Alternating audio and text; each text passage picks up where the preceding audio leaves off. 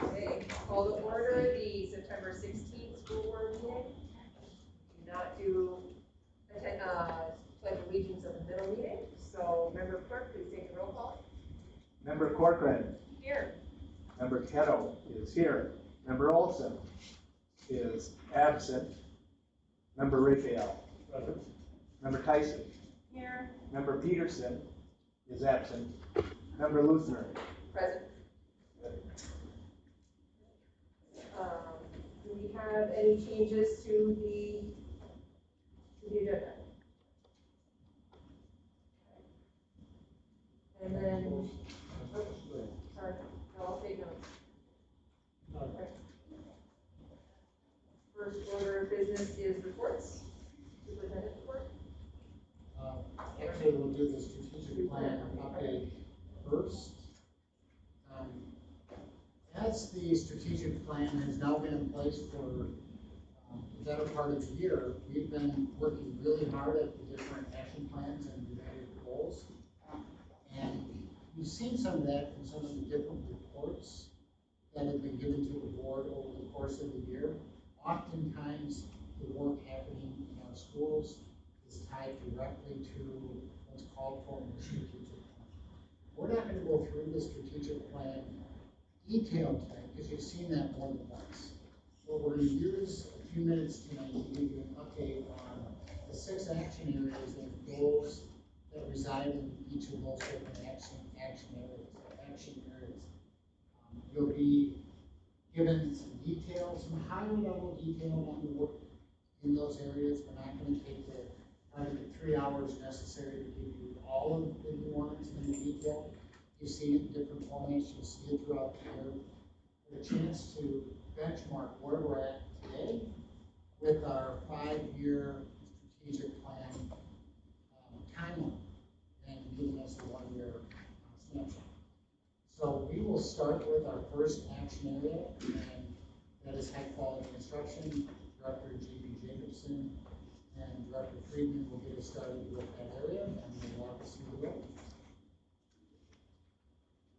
Yeah, so thanks for lending us a moment of your time tonight. And as we've talked about often, one of the great things with our strategic plan is that it's a living, breathing document. It's not something that we created and put in a binder and put on the shelf, but instead we are constantly interacting with this plan, going back to it, making sure that we are doing the things that we said during strategic planning, the process that we set out to do.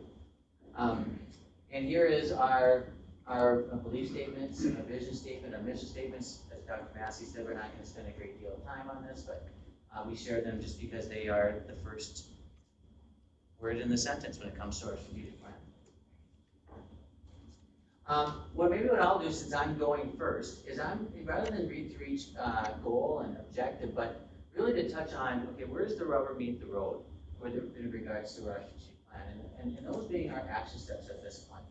And so what we said within goal area number 1 is that we wanted to establish a process for openly communicating the results of our World Best Workforce goals to all stakeholders, and to establish a review team including both internal and external stakeholders to annually examine those results and to make recommendations for continued improvement. So here's how we've been going about doing, well, in a second I'll share with you about how we've gone about doing that. Also, some action steps that we're going to talk about tonight is how we're providing ongoing PD, professional development, so our educators are comfortable with and skilled at using culturally responsive teaching and instructional practices. And then how are we ensuring that we're identifying, providing curricular resources and materials for each area and each grade level that represent the contributions and the leaders, the figures, the cultures and histories of of all students, students of color included, students of color included. So here's what we've been going about these things. Currently, we have a curriculum instruction equity committee that annually whose membership involves both educators from our school district, parents in our school district, community members at large, and they annually get a report on our world's best workforce plan. We plan to do that again this year in November. And then we also post our plan and the results on our district website under teaching and learning under world's best workforce for any community member who is curious to go and see. We have teams, including the curriculum instruction and equity team, that review that plan and provide input. In addition to that particular committee, our high school staff, our teaching and learning staff, early childhood, because the components within that plan annually review our progress and determine whether any new changes need to be made. We have created culturally responsive teaching and done those trainings, and we've done those trainings in our buildings. I'm not going to talk a great deal about that particular part because in a moment here when I get to Goal Area 3, Brad Ward will talk to a little bit greater degree or detail what that has involved. But we've done that with our teachers because we said that we needed to. And that during the instructional review process, we provided tools and PD for teachers so that as we are looking at our current curriculum and evaluating potential new resources to either curate or bring into our district, that we're ensuring that it does touch on the histories, the culture, the poets and champions from all sorts of different cultures, not just of those that we have maybe talked about in the past.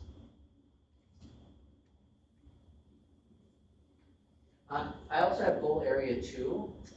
Goal Area 2 speaks to creating a team to determine the characteristics of high quality instruction with consideration of the outcomes and strategies of the equity framework, and establish a process for reviewing the implementation and of effective and inclusive instructional practices. And then we have some later ones that we haven't quite gotten to yet around creating a committee to examine and consider improvements to our current recruiting efforts to attract high quality candidates outside of our district with consideration of our outcomes and strategies of the equity plan, and to create a team to determine why educators might leave the district beyond the normal reasons people might move to another stage or whatever that might be, things that we have control over, and to find out what those are. Those last two action steps, as you'll notice, are to be completed by 2023, so we don't have a great deal to report on those just yet. However, I'm excited to share that we have pulled together a team of teachers and administrators and teaching learning personnel across the district to identify here are the characteristics of high quality instruction. Here's what it looks like. I'm not going to go into that in great detail right now if you would like, but right now because of the time, but we have it linked there in the presentation should you want to see what the outcome of that work has been. Our plan for that, though, I would share, is to take that and hand that off, and we're working in concert with our HR department to say, okay, how do we now identify those traits and outside candidates so that when we're hiring, which is one of the most important things a district does, is bringing in new staff. When we're hiring new teachers, how do we find out that they're going to bring in some talents and experiences that we're looking for? And then through our supervision of staff, our teacher development education development process, where we're evaluating teachers, that we're constantly coaching them on these things, that they're inserted into our PD plans, so that we have those established and they're there for you to see if you'd like. We're also establishing something new, an instructional leadership team. And really what this is it's principals, and it is from all buildings, from across the district. It's educators from both special education and from teaching and learning. We have district office staff, all sorts of people on a team to sit down and have conversations about what is instructional best practice look like across the district? What are the programs that we're doing? How do we know that they're being effective? This is a place for us to constantly evaluate those programs, that we have synergy between special education and our general education efforts, these sorts of things. And so that instructional leadership team We're gonna hopefully meet here within the next month or so during the day to begin doing some of this work. So that as a board, or as a leadership team, we would very confidently say that a child's educational experience at Scandia is the same, if not the same as it would be at Columbus, or Forest View is the same as it would be at Lino Lakes. Whereas we don't, in area, so that the things that we say are important are across the district, are important across the district. And then we also have gone through, and we've talked about this year before, we have restarted instructional review, which has been fantastic.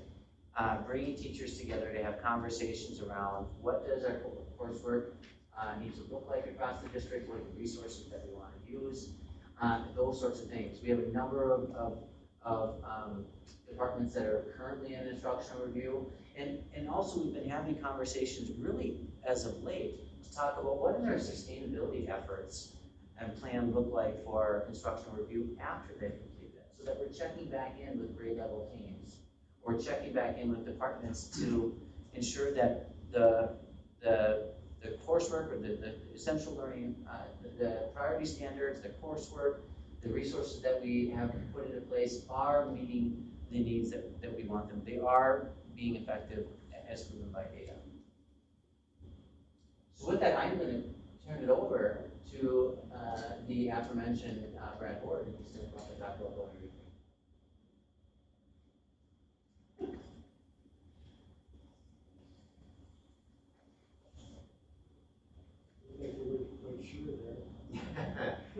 I was going to let Donna speak her piece. Thank you, everyone, and I want you to know that I'm representing as well Principal Kenny Newby, who was not able to be here, as well as last year, Carolyn Latati, who was a part of our committee, and so her fingerprints are on a lot of the work that I'm going to be talking about as well. One of the first things that you'll notice when you look up there, it's actually the one that's not highlighted, and I really think it should be. Prior to last year, one of the things that we did not have is that we did not have a district-wide equity steering team. And that would be a team that would provide some oversight with the directions that we're taking within the district, and making sure that we were holding ourselves accountable to some of the work and some of the messaging that we had created. So this group that is the steering team consisted at one time or another throughout last year 32 different people, key stakeholders that included Member Rayfield and Dr. Massey from this group, as well as parents, students, and key staff members from throughout the district, offering up some different, and cultural liaisons, offering up important lenses and viewpoints to make sure that we were definitely holding true to what you had passed a couple of years ago with this. So taking a look at this, one of the first things that we heard was that in order for us to know what we should be addressing with some of our work and some of our professional development, is that we need to ask. And so I'll talk about that. That's the first action step, and that is a needs assessment or staff profile to find out where people are at and what they would like to be trained on. As well as the second one, once we have that data, then what? What I wanted to do first is provide an update before going to the next one. We did establish that. I spoke about the team a moment ago. We actually met 7 different times throughout, actually 8 different times throughout the school year last year. And we had help with facilitation from consultant Marceline DeBoy, and she led us through 4 of those meetings. We looked at those as kind of the content meetings, and then we had our working meetings, which were the others. And it was during the working meetings that we did put together our staff inventory. Turns out 327 people took the staff inventory. That consisted of all licensed staff. And a couple of the highlights that you can see there, one of the things that we were taking a look at are beliefs and some of the different things that were PD requests that the staff members might have. And if you take a look at that, you can see that with our beliefs, people rank themselves as valuing diverse perspectives and wanting to have the ability to form cross-cultural relations as we see our changing demographics in the school district. People then rated our curriculum as not being a very good snapshot, a representation of the students and the community members that are coming in, as well as not certain that everyone is able to form those cross-cultural relationships. PD requests, we're trying to go more so in how is it that collectivist approach to learning and doing, as well as implementation. The other one that we had worked on was working with district and school professional development work. Each of the schools has, and some of the different programs have their own professional development teams. And so we will be working with them this year in order to help provide some feedback on what it is that their groups were asking for professional development. With this next one, you might notice that both of them are happening, one this year and one next year. So we want to make sure that we are conducting an audit per se of our curricular resources as well as our teaching methodology. So our pedagogy and our curriculum, making sure that they are allowing us to function, allowing our students to function in the 21st century beyond the borders of the district and the state, as well as reflecting our changing demographic that I mentioned before. Next year, we'll be looking at putting into place an annual equity review and then taking those data and acting on them. Updates here. One of the things that I would like to highlight is that you can see developing consistent and regular activities to make all students feel welcome. 2 years ago, we had Forest Lake Elementary pilot district a team, school-based equity steering, safe space team, cross-referencing my teams here. And last year was the first year that we had the safe space teams in all of the different schools and a few of the programs. And the idea behind that was to, again, make sure that every student feels welcome in the classroom, the hallway, and the playground. And we recognize that those are important because if students do not feel welcome, they're not going to excel in the other areas that we're trying to teach them. So this is going to be, this year will be version 2.0 for that. JP mentioned earlier, culturally responsive teaching, professional development. A couple of years ago, the school's district equity leaders, which if you remember, consists of 30 to 35 teacher leaders from throughout the district, they worked together in a book study reading Zaretta Hammond's Culturally Responsive Teaching in the Brain. And so we went through the book and decided that we needed to go through an implementation phase. That was last year, that's going to be this year. Individual schools that had representatives on that team, they decided to go further and continue to broaden that approach. So I know that that book was picked up by the high school ELA department, social studies department, as well as the middle school engaged in some of that training. And with that, I'll pass off to the next group. And before we jump to the next group, sorry, Jim. The board has received, I think, a lot of questions on educational equity. So I would offer this by way of explanation. Educational equity, as it plays out for us, is down two lanes. The first lane is a lane in which we as a system analyze, hold ourselves accountable to student achievement for our kids. If we become aware that we have groups of students that are underachieving, and there's something within our purview and influence, we best identify them, address that, and provide opportunities for that group of students to achieve along with other students. Whether they are our students qualifying for free and reduced price lunch, our students who are Black, Indigenous, Latinx, whatever it might be, male or female, that we, if there is discrepancy in achievement, we're not gonna lower the bar of our high achieving students so that we create a level playing field. We're gonna elevate the floor for all kids. So that's one lane in which we work through equity. The other lane is access to opportunity, whether it's an AP program, advanced placement program at the high school, or other activities. For instance, if we have a student who wants to be in our orchestra but can't afford a violin, we're gonna waive the fee for that violin, and that kid's gonna be in our orchestra. That kid's not gonna be our first chair, that kid's gonna earn first chair.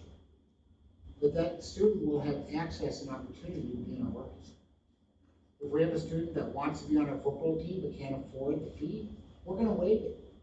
We're not gonna take a position from another kid who can afford the fee and say, you can't play. Everybody's playing regardless of the fee. The kid we grant the fee to isn't our quarterback, that kid will earn that. But we're not gonna not allow a student to be on our team because they may not be able to afford the fee. Same with an AP exam. They cost, what is it, Jim, $65 a test, somewhere in that neighborhood? Yep. And if that is prohibitive for some kids, we're gonna pay that fee. And that kid's gonna have access to the course and earn whatever grade and score on the test that kid can. So equity, educational equity, is our system analyzing and holding ourselves accountable to the achievement of all kids. And if there are pieces that we can influence through our own analysis and examination, as Brad and others have explained to this board over time, we best do that work. And we should never have barriers for kids to access and participate fully in the programs that we have in the district. That's education. So I think that explanation is important for us as a board, for us administratively, for us as a staff, and frankly for our community to understand that that is our work when we define education. So with that, next, Jim. Thank you. Thank you, everyone. We have goals 4 and 5. It's myself, JP Jacobson, Miss Haley Lang. There was sort of a baton handoff, as you know, this summer with Director Georgie retiring and all of that. So we're going to have Haley and JP probably step up and share some information as well. And thank you for the strategic plan. This has really shaped the secondary education in Forest Lake and helping us guide all of our decisions that we make as we follow through on these goals and objectives. We've been working on excellence in career and college and future preparedness. Goal number 4 specifically, develop and enhance each student's academic, technical, and professional skills and equip them in identifying and preparing for their career path. And then 4.3, we're going to touch on a little bit, but that's really work that is being, the foundation of that's being laid, and that is done. Our update on goal number 4, the high school. We've been implementing Ranger Connect. Ranger Connect has been around, or a version of Ranger Connect, for many years. And we made a strategic decision 3 years ago to stop changing, but to build on it. It seemed like every year a new Ranger Connect was coming. Ranger Connect is really where kids get to explore. They get to find out what are our passions. And we're building this the reverse of what most people would think. And you'll understand more of that when you talk about the middle school redesign. We have in place at the high school many of the things that the middle school is working to support, and we're doing nothing but building on that Ranger Connect. We've added credit to that course, so as students sit through that throughout the year, they get a half a credit. I believe it is a full credit throughout their entire 4 years. We're utilizing a program called Zello. I call it Facebook for Education. This is really a one-stop shop for students, parents, and teachers to explore different careers. We have an implementation coming on with Zello where kids can create their 4-year course plan starting in junior high or at the middle school as they transition in. And it's there, they can see it, they can change it, and at some point we let them edit it, and then we're going to be able to download that right into their schedules. That is going to help us in the future be able to staff more appropriately, be able to see trends that are coming as far as career and tech ed and those types of things. Other things that have helped in this area is our link at the high school and our web with our transition program from 6th grade to 7th grade, and then again from 8th grade to 9th grade. It's really making those kids feel at home, supporting families, and those things. There's a lot of work still left to do in this area. We are well down the road, but I'm pretty confident that this work will continue. And thank you in advance, I shouldn't say in advance, but thank you to Molly and Mike who've been in front of you before, Jeff Cabot, who is here, and Sarah Stratton and Haley for their work. Without the strategic plan and us giving them the direction, we've really been able to stay at that 10,000 feet with them being rubber tires on the road, making these things happen with our students and our staff. Thank you. And you recognize the work we're doing at the high school is the envy of a lot of high schools around us, and you get a lot of calls. Thank you for that. He gets a lot of calls he doesn't know about. I have family in southern Minnesota, and that school district called me and asked me all about our career guide. And I said, well, I'm not there anymore, but you did have a hand in it. So we appreciate you allowing us to speak tonight on behalf of all the updates that we're doing. And so if you didn't know, I came into phase 2 on this portion of the middle school work, specifically around the redesign in connection and the broadening of our gateway experiences with kids. And so what we know is that our kids needed a much more deep dive into some experiences, because we knew that all of our students weren't getting the same experience when they were coming through the programs, and they weren't necessarily having a way to get into many different avenues that connect with college, that connect with career, connect with tech, and potentially their future military or their career. So what we know is that last year and the year about halfway before that, there was a huge team that was put together to do phase 1, and you guys have been updated on phase 1 many times. And so what we're working into now is we are definitely into phase 2 at the middle school, which is really that design phase, right? We're really working with our educators. We've had several meetings, and we've been looking at what do we want those courses to look like? What are all the details? What are the nitty-gritty? What is a 7th grader going to get, and what is an 8th grader going to get, to make sure that they come to the high school prepared for those sequences of courses. And so that's what our phase 2 is about. Phase 2 also talked specifically about the learning statement.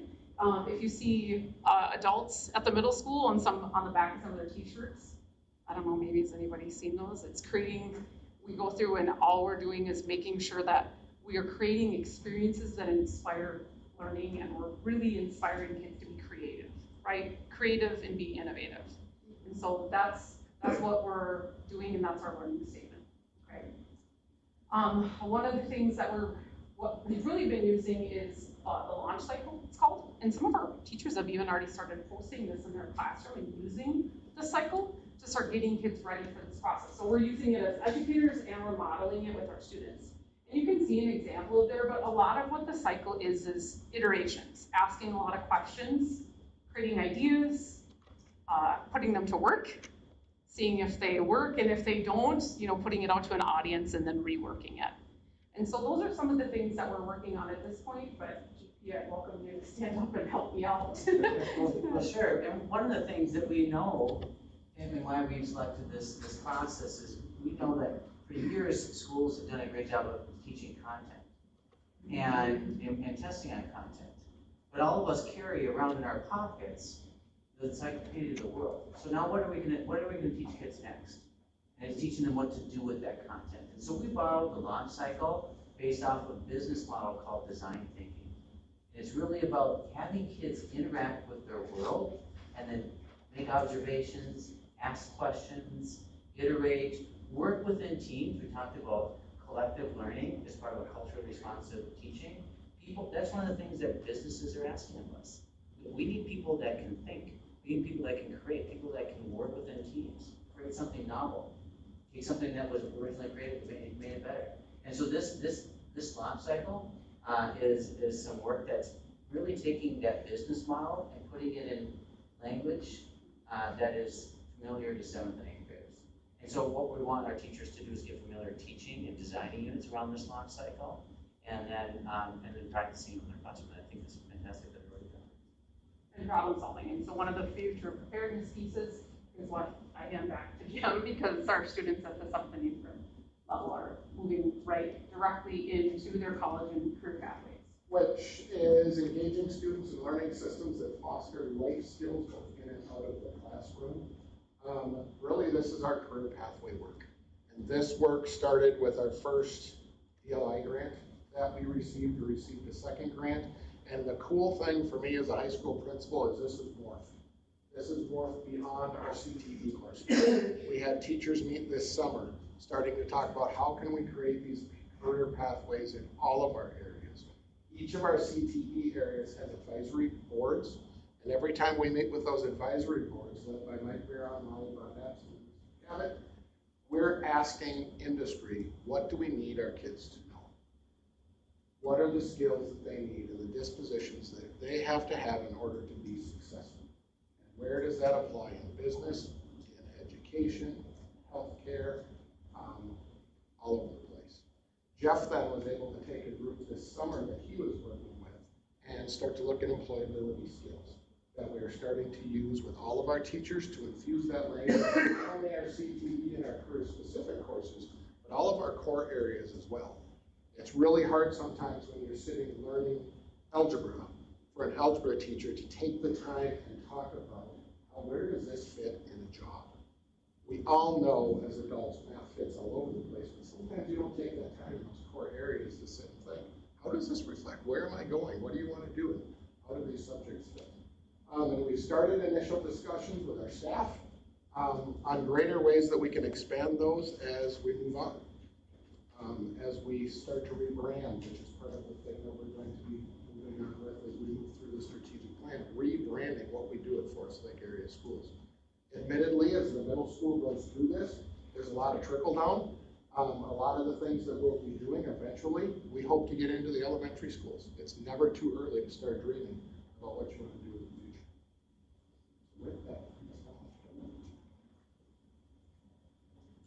Evening, everyone. I had goal area number 6, which is to create a safe, inclusive learning environment that fosters personal well-being. So looking at goals 6.1 and 6.2, we'll jump right to the update. And we worked last year as a group. I think I was more of the lucky one with our work in that we wrote a grant and were funded to create and work together to support the development of our social emotional learning for our students. There were a group of us that were the social emotional learning SEL leadership team that went through a cohort with the Department of Education, federally funded. And we used that and worked with the Onward book, which is a book cultivating emotional resilience in educators. So with that, we also started back at goal 1, which was 6.1 was social emotional leadership team, looking at what curriculum and what pieces we were in supporting our students. So with the guidance of the Department of Education and the District Critical Needs team, we were able to identify a curriculum that was rolled out this school year for staff to use with their students K through 8. And in order to do that, other grants and local supports were available for us to be able to purchase those curriculum areas and roll it out sooner. So our goal was next school year, but because we had the grants and the funding to do so, we were able to purchase and move forward quicker. Then the 21-22 school year's implementation of the second step for K through 8. And then I pulled it up on my phone just because I thought it was a great statement. As research shows that educators play a meaningful role in a child's social emotional development, and teachers' well-being is a powerful predictor of classroom quality. with that, the work through Onward is resilience training for our staff. Currently, we wrote a grant, and it's supported. There are 52 teachers, there are 29 administrators, 13 health office assistants, and 21 special education paraprofessionals that are going through resilience training to work on their own personal well-being so they can be the best that they can for the students. And then during the 2022 school year is to develop and implement these practices for all within the district. The middle school and STEP have also agreed and are working with the second step for staff, the adult SEL, and then other buildings throughout the districts are also using the Onward book to cultivate the resilience in the educators. This book is written on a monthly basis and it has activities each month that goes through the research and the peaks and valleys that educators go through. So with that, I move on to 7, which is for the union.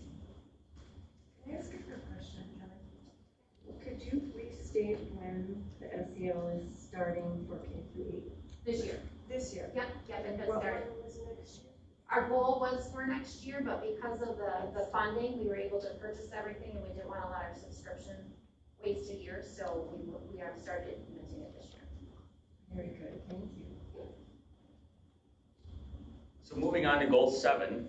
Goal 7 has a lot to do with communication and the means by which we communicate with our families and our district partners. Ever since I arrived, in fact, I mentioned this just this evening in our communications community, ever since I arrived, I've heard nothing but the improved nature of our communication by way of our district, and I think we've all felt that. One of the great things about a strategic plan is that it intentionally calls out continuous improvement, and we always know that there are better ways to do things, more efficient ways to do things. And so as we look at the first objective, to create and implement a plan to foster communication, we have a plan, and of course, COVID hit, and we've had our share of communication that's been put out to our families, all of it necessary, but some of it causing us to really, not so much shoot from the hip, but to make it up in a new way because we're in a new era. But it also helps to come back to a strategic plan that says, okay, we need to have this as a communication plan. And one of the most important things that was determined coming out of this was to really do an audit of what are the platforms of communication. So currently we're like midway through doing an audit that's going to put together sort of a one-stop shop, if you will, of all of the different ways by which we communicate. And I've been layering it similarly to rings on a tree, where I've been going to those who work closest with this work, especially those here in the district office who work directly with our communication systems, to say, what do we have?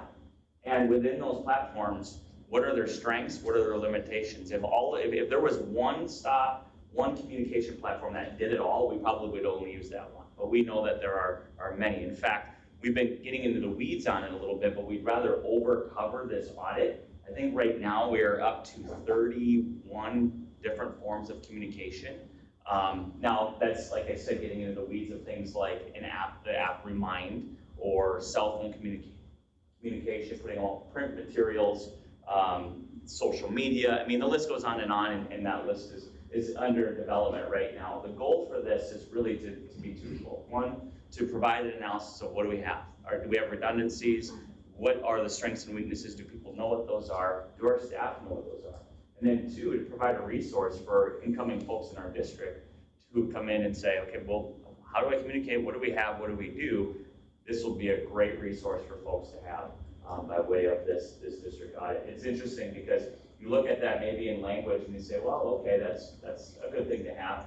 Everybody that I've connected with that's been communicating, working through, thinking through these things go, wow, this is really interesting because it really forces you to think about all the different things that we do, why we do them, and how do those platforms communicate with our community, and do they accomplish the goals that we want them to accomplish.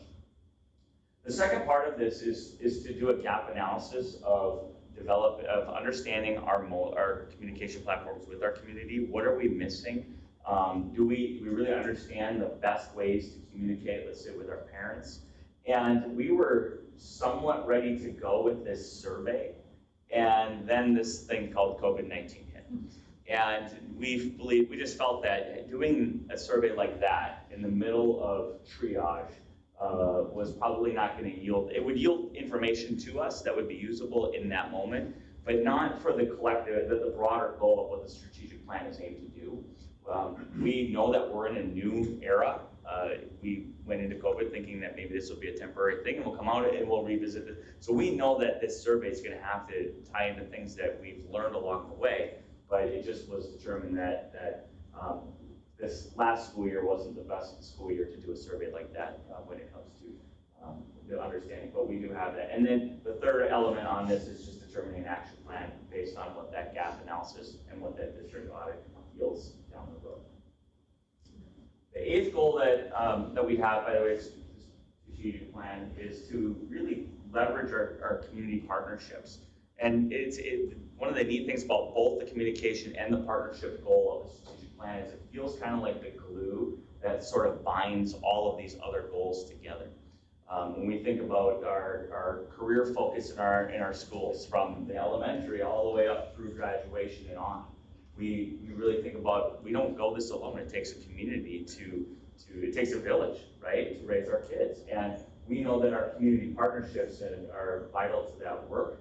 To identify those partnerships, how can we strengthen those partnerships? How can our school be better because of our community, and how can our community be better because of our school?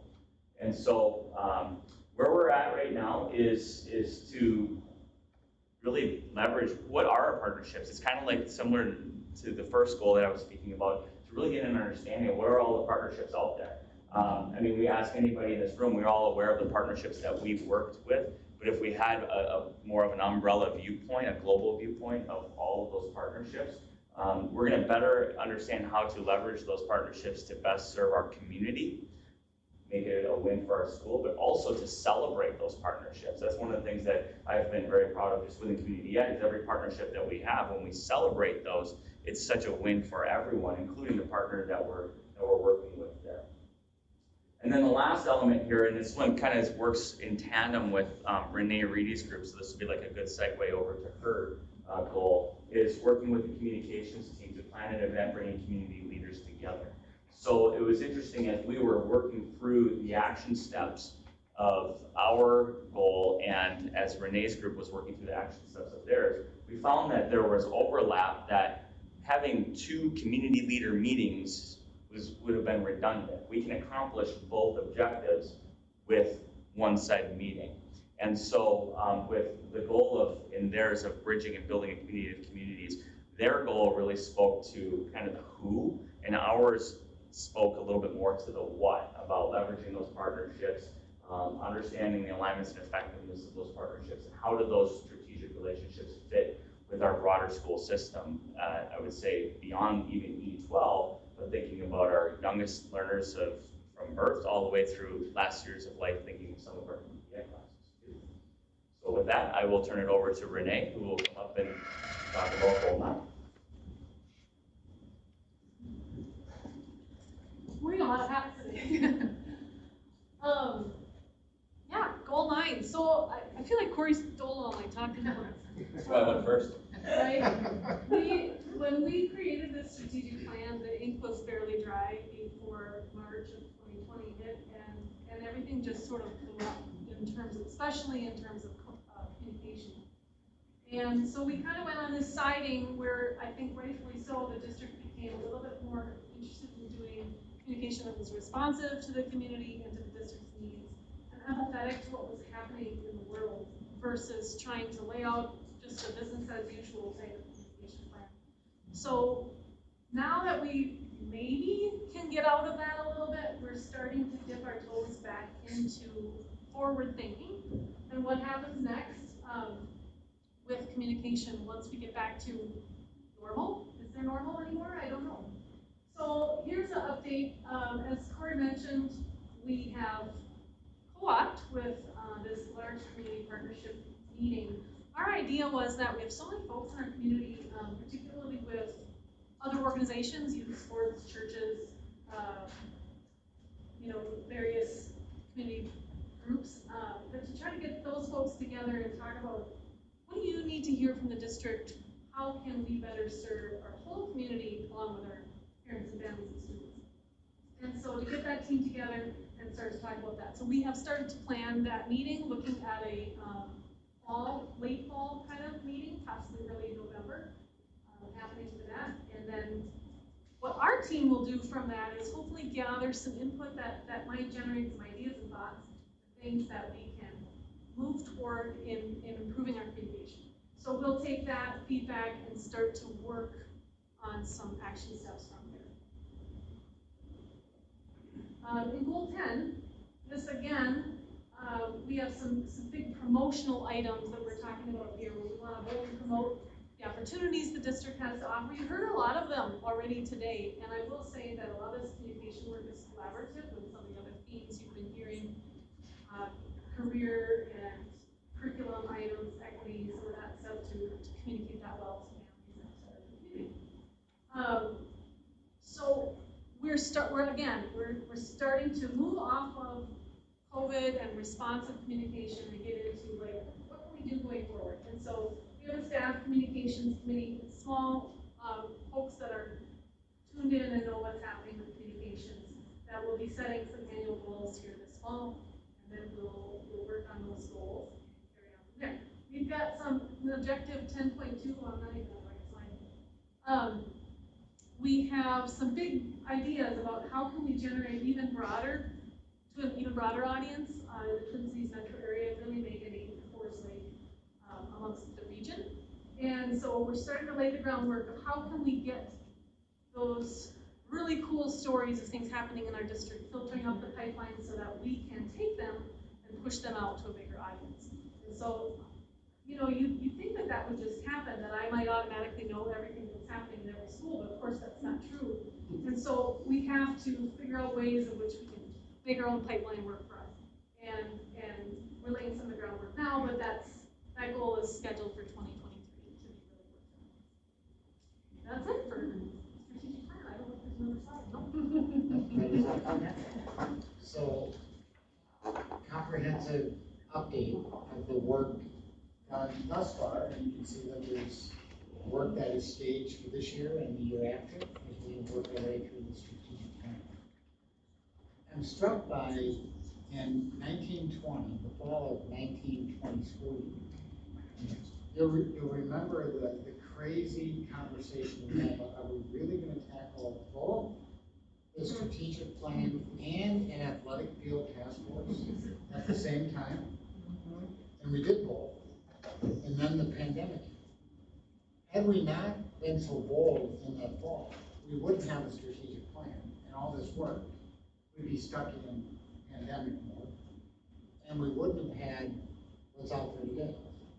So hats off to everybody that's been involved in this work. It is truly driving the region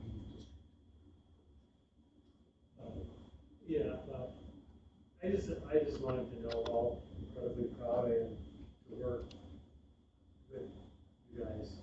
I mean, through the committee meetings tonight and through this presentation, it's just incredible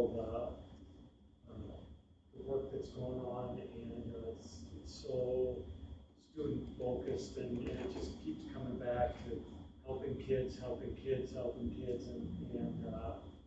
yeah, it's the honor of my life to work in an organization like this. So thank you. I just want to say that I'm really blown away by the report out.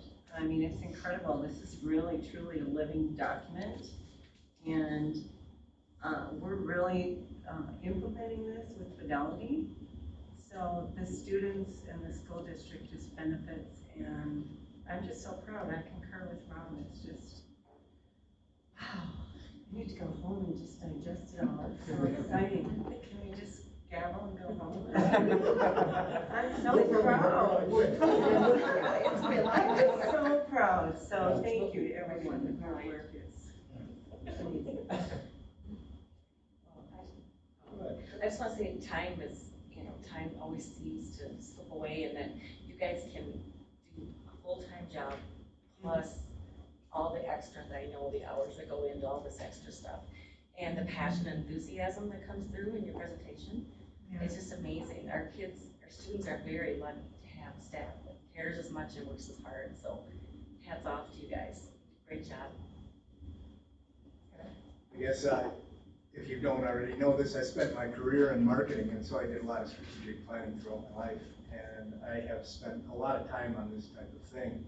And this is some of the best planning I've ever seen in my whole career. So kudos to all of you. Great work. I mean, it's outstanding. And then I'll leave you with this. I'm a little bit jealous that my kids have all grown up and moved out of this district now. We all You know, are. I gotta get my grandkids back here or something, because Yeah. I wish we would have had this back when my kids were in school. So, nice job, everybody. Sorry. Jeff's not here to keep us in order. So my last bit, it's same as everybody else, this is a great plan, and I love plans, I'm a planner, and I like seeing a well laid out, not overly complicated plan that is then taken forward, and I like that we're getting report backs on it, so that's really great. And I know there's a lot of people in the community who are upset about things, and they're very upset, and I think that if they took time to look at the plan and all the work that people are doing, they don't know what they don't know. And so I hope that people will take time to dig into the document and see what's going on. And just a note from the committee meeting, there was 26 people who volunteered extra time to do extra curriculum things. And there's people raising their hands to just do more and more and more, that either they're getting paid something tiny or it's all volunteer, just to make sure that this is a great district. And I always say as a school board member, we're cheerleaders. And it's more like we have the privilege to say we're cheerleaders, because other boards have to constantly be challenging and fighting and working, and we kind of have the privilege to say, like, yes, this is awesome, and we can share news with our neighbors in other districts. So I hope to point 10, we can help on that one on the school board level too. So is there any further discussion? Okay, moving on to the COVID update. All right, thank you, Member Luthner. It's probably wise that we do a benchmark and a review of where we're at with COVID now that we started the school year, and we are well underway into our second week of the school year. And you don't need me to say that we're in a very fluid situation. So I'll give you some statistics and some updates. But before I do that, I want to emphasize and stress that the goal of all of our layered mitigation strategies, including the matrix you approved at the last board meeting, are all designed to keep our kids full-time in school, not to send classrooms home for distance learning, or worse yet, entire schools, and worse on top of that, the entire district. Our goal is to stay in school, in classrooms in front of teachers, keeping kids where they belong. That's face-to-face with their peers and their teachers. As of this afternoon, we have had 36 positive cases district-wide in our 8 school days, impacting 104 classrooms. At the elementary level, a positive case in a classroom leads to masking for that classroom for 10 days. If we reach 5% or greater threshold of COVID-related symptoms or positive cases in a particular elementary school or matrix, the matrix approved at the last meeting, we'll call for that school to mask for 10 days minimum, depending upon additional cases. We've reached that threshold at Scandia Elementary. They're, as of yesterday, and it's even higher today, they're plus 7% student body COVID-related symptoms or test positive. So the entire school is currently masking for a minimum of 10 days, depending upon additional cases. It's important to note, however, that as extreme perhaps as Scandia is, we have 2 schools with 0 cases, Forest View and Forsyth Elementary. If I would have asked Julie Hull at Scandia on Monday, how are we doing? She'd say, I think we're doing pretty well. In a matter of 2 days, they're at plus 7%. So I say 0 cases today. Maybe by Monday I'm reporting something different, I hope not. And with over 900 kids at the middle school, Ms. Lane, 1 case, I believe? 2 as of today. 2 as of today. And 1 staff member. Very fluid situation. We do have access to our observation around our strongly recommended guidance for masking. It would be a stretch, I think, to say that masking is at a 10% rate at the high school. It's not that high. And I don't know if it's that high at the middle school. I would gander 10%. 10%. Our staff is literally almost all masked. So staff are masking at a much greater rate than students, but a very low masking rate, despite our very active position on masking. This is not a passive, hey, you might want to wear a mask. We are very active, modeling that with staff and communicating with families about the importance of masking. We're at about 10% at the secondary level. At the elementary level, maybe 30%, give or take. So even there, not a high masking rate. I'm not putting a judgment on that, I'm just stating a fact. We have access to vaccination rates at the secondary level. Our vaccination rate at the community school as of this afternoon is about 17%. Our vaccination rate at the middle school is about 25%. And our vaccination rate at the high school is 28%. So we have I would qualify it as a low vaccination rate. So if we're looking at layered mitigation, guidance from Minnesota Department of Health, CDC, vaccination, masking, distancing, hand washing, personal hygiene. Some things are working in our favor, but we've got a ways to go and we're seeing cases. We do have a mitigation matrix in place that is serving us well at Scandia. We're now masking, and there's data on both sides of this in terms of the effectiveness. They're not the end all to preventing COVID, we know that. Is it marginally helpful? A lot of data would suggest yes, varying degrees of the degree to which masks make a difference. So, again, the masking at Scandia I think is going to help as we work our way through the current spike in cases there. We're prepared to mask other schools if we get to that threshold, and we'll continue to mask elementary classrooms with positive cases. So that is where we're at with our COVID update at this point, 2 weeks into the school year, and I'll take any questions. I'm just curious, Steve, how's it going on the buses with the masking? Do you have any input?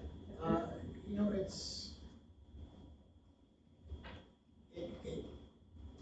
can be a challenge. We have kids on buses where kids say, my parent won't let me wear a mask, even though it's federally required. We have kids that forget we have masks available for kids. It's a challenge for our bus drivers. We don't have an option there. Kids need a mask. And our bus drivers have a big job to do, as we all know. And they're encouraging in a positive way for kids to remember their mask, and if not, here's a mask. Kids who outright refuse will simply be referred to the principal. The principal will work with that family and that kid. But ultimately, if the student won't or the parent won't allow, then the student's going to need alternative transportation because the bus won't be an option. What are your thoughts around, are parents pretty clear that it's federally mandated for the masking on the buses? I don't know the answer to that. I don't know how much more we can communicate that. Maybe we do need to communicate more, but it's on a website, it's in our communication, so. Okay. Good to know, thank you. So I still have it. So if a student would go up to the bus and not have a mask on, they refuse while getting on the bus, are they allowed on the bus still? yes, we're not gonna deny So they're transportation. still gonna come on, and then they have to deal with them after. Yeah, we're not gonna leave at zero dark, 6:30 in the morning at elementary. I was just thinking older, and if it's a high school student, Right, older, that's not separate, old, until but- the principal has a chance to work with that student at the next layer, the next level, and with a refusal or an outright, I'm not gonna do it, then there will be a denial. Must be very challenging for those bus drivers, I Well, we're can't trying to take the imagine. challenge away from the bus driver. Yeah. Do your job, have the connection, relationship with your kid. Yeah. At some point, turn it over to the principal, and their staff will take it.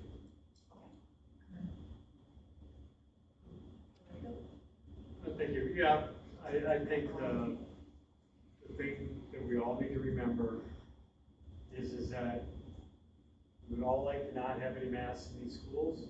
We'd all like to have the classrooms open. We want to go back to normal.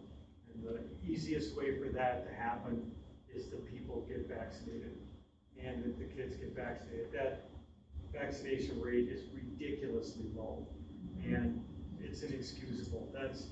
We want our schools to return normal, and the only way that's gonna happen is people get vaccinated. I agree, Member Reed, that we can't have it both ways. It's a state where it's 70-something%, so I guess other schools have much higher percents. We gotta make it. And I'll just add that I'm still wearing a mask because both my kids had positive cases in their classes, and it's been 8 days. So I'll do whatever it takes to get through to the other side. Thank you. Further? I'm sorry, maybe I do have something to say. It's personal, so I was debating whether I wanted to say this. I have a grandson who just started preschool. He went for 1 week to school, and the classroom had COVID. He was sent home. He went back, he waited 2 weeks and went back to school, and he was actually very excited to go to school. And he went to school, and they had another case come up, and now he's home for another 2 weeks. The parents are struggling to find ways to cover because they both work full-time. And it was a really personal thing for me in that I don't understand. And it has tremendously impacted my family, my son, his wife, and my grandson. I mean, it's just, we gotta get it right. I mean, we gotta get this done. I agree. Is that the end of the update? Yeah, Okay, so the next on the agenda is the consent agenda. Is there a motion to approve? So moved. Second? Okay, is there no discussion as a consent agenda? Is this, how do we vote on this one? Say aye? Yes. Okay. Not a roll call. Oh, any discussion? I just wanted to give a shout out to our HR director and Donna, and to welcome, Oh my gosh. thank all of our new employees. I think the classified sheet was 4 pages. It's this thick. So Yeah. kudos, I know. and welcome to all of our new employees, and thank you, Donna. Thank you, Member Tyson. I thought the same thing. That, wow, sweet. It's rolling, and I couldn't believe it, it's a lot. Okay. Signify if all in favor, say aye. Aye. Thank you. I knew the words would come. Okay, next is action items, retirement notices. Thankfully, much fewer than the new hires, but anybody like to speak to this item? Or motion to approve? So moved. Second. Okay, discussion? Just like to thank, people who have been with the district, I just want to thank them for their work here and very much appreciated, and enjoy your retirement. Right, this is one of the cook's helpers, and these people see kids every single day, everybody knows them. So thank you for your service. Next, then resolution approving long-term facilities maintenance revenue plan, oh, sorry. Oh, we didn't actually vote. Just call it. Sorry, call, all in favor, say aye. Aye. Any opposed? Okay, motion carries. Then my mouth full. 5-2, resolution approving long-term facilities maintenance review plan for Forest Lake Area Schools, Independent School District 831. Thank you, Madam Chair. Good evening, everybody. This is actually a reapproval of the exact same plan. I've had a conversation with folks at Minnesota Department of Education, and they would like us to reapprove this resolution without mentioning the term alternative facilities. We all know that we've been on a long road to become a 1A school district, and that is why I put in said terminology back in June. We're not changing the plan at all. It's still going to generate $3.9 million of long-term facility maintenance revenue for taxes payable in FY22 for use during the 22-23 school year. We'd ask you to approve this resolution with simply that change in terminology. It would require a roll call vote, and then Joy would have documents for you to sign at the conclusion of the meeting. Quick question.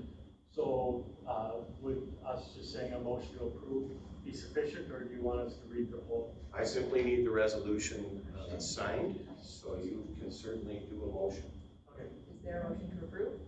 So moved. Second. Any further discussion? Just want to add thanks, Larry, for putting 7 years in there for long-term facility maintenance. I remember when we did not have that, we wanted to cry. So 7 years already, guys. Correct, it has been a long road, and Wow. I wanted to give acknowledgement to the old terminology, but got my hands It's tied. okay. All right, is there any further discussion? Okay, Member Kettle, can you do a roll call vote, please? Roll call vote. Member Kettle votes aye. Member Olson is not present. Member Raphael. Aye. Member Tyson. Aye. Member Peterson is absent. Member Luther. Aye. And Member Corcoran. Aye. Motion carries. Next, oh, you're still here, yeah, the next one too. Set the preliminary property tax levy for 2022. Thank you, Madam Chair. This also relates to property taxes. This is the time of the year when we certify the maximum. We wait for Minnesota Department of Education to error correct the data through the end of this month. Property tax notices go out just before Thanksgiving. And we're pleased to report, as we shared in not only Building and Grounds, but the Finance Committee meeting, folks will be seeing a lot of minus signs on those property tax notices again in the school district to specific lines. So overall, we expect the taxes to remain flat. I think on $17 million, they're gonna go up by about $100,000. And the property growth, commercial and new residential, is gonna far exceed that. So folks will see minus signs. The nomenclature is difficult because it says certify the maximum. Well, that's the maximum allowable by law. And what I can tell you is that property taxes as a total gross dollar amount will go up by less than 1/3%. And their impact on homeowners and businesses will be flat or negative. We'd ask you to certify the maximum this evening. I'll be back in December with the tax hearing and after notices, and we'll give the community an opportunity to speak at that first meeting in December at 6 p.m. She had some confetti. Yeah. The calendars, for December 6 p.m. Is there a motion to approve? Move to approve 5:30. Second. Any discussion? I just have a question. So I just want to be clear that for most people, the school district portion of their property taxes will stay flat or have a small reduction. It's as if I was trying to get you to say that. That's exactly correct. All right, thank you. Good job, Rob. I'm ready to vote in the affirmative. Any other discussion? Remember, it's twice as what you All right, any other discussion? Thank you for taking care of the people's money so well. And I thank you for the residents of Forest Lake for moving in with more people. This is a nice situation to be in.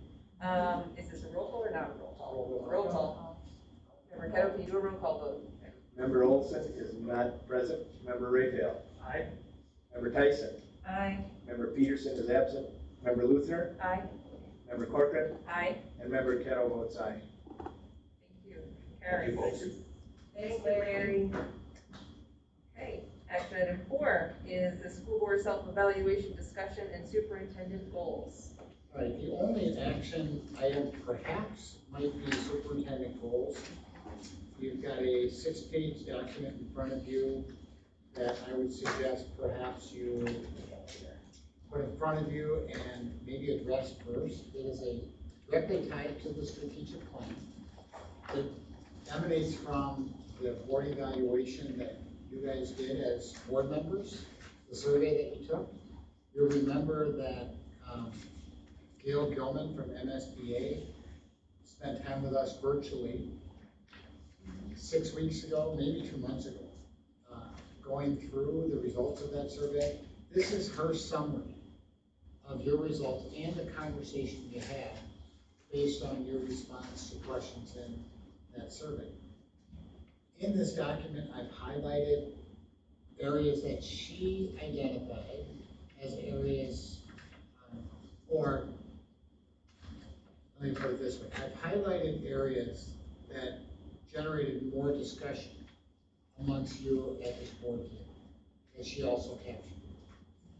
So, rather than going through each of these items that have been previously discussed by each of you and this board as a whole, I would ask for you to look at each of these highlighted areas, and if there's further discussion there or direction you would like to give me and our administrative team to do more work there. Some of the superintendent goals relate to these areas, so you're going to want to look at perhaps the recommended goals there at the same time if you're going to be directing the administrative team to do further work in these areas. Okay. Any other discussion? I believe Joy is going to send us in a PDF too. Yeah, we can, and I believe We got it Member in an Peterson email. sent it to you We have it in an email. previously. And it was an email, so Joy's gonna turn it, or is doing a PDF for us. So might I suggest we revisit this in the future? I also feel more comfortable when our full board is present. Yeah. Since we're missing people, but on the subject of superintendent goals, is this something we need officially done now, or can we also table this for when the full board is present? That's your preference. Table it? Okay. I feel more comfortable when everybody can be present. I agree. I don't think there'll be dissension, but I like a full board, yes. Yeah, I agree. We get to use the table it. Table it. I'd like to make a motion to table that. I'll second Okay. All in favor, say aye. it. Okay, this will be moved to the next meeting, October 7th. October 7th. Thank you. Okay, and seeing no further business? Any final words? Okay. During the meeting? Nope, what? We generally, Oh, yeah, we have to vote. we generally have a motion. Yes. Yeah. Motion to adjourn? So moved. Second? All in favor? Aye. Aye. Thank you.